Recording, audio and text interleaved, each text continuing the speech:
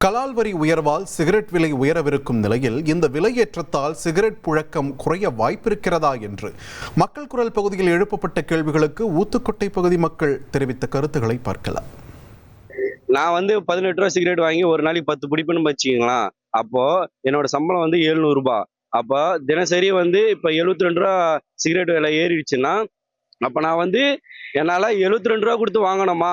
அப்ப என் குடும்பத்தோட நிலைமெல்லாம் மாறும். அதனால நான் என்ன சொல்ல வரேன்னா, 72 ரூபா ஏறினது நல்லதுதான். என்னோட வாழ்க்கையில நடந்ததுன்னா நல்லதுதான் நான் சொல்ல வருவேன். சிகரெட் விலை விலையை உயர்த்ததுனால சிகரெட் அடியோட குறையன்னா குறையாது.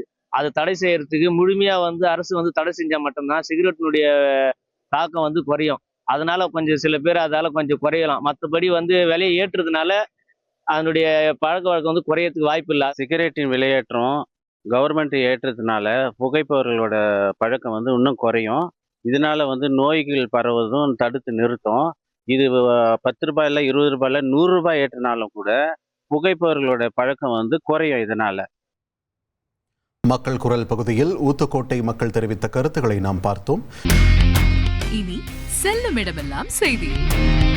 தந்தை டிவியின் வாட்ஸ்அப் சேனலை ஃபாலோ பண்ணினா செல்ல இருக்கும் இடமெல்லாம் செய்தி. இதோ QR கோட் இப்பவே ஸ்கேன் பண்ணுங்க, ஃபாலோ பண்ணுங்க.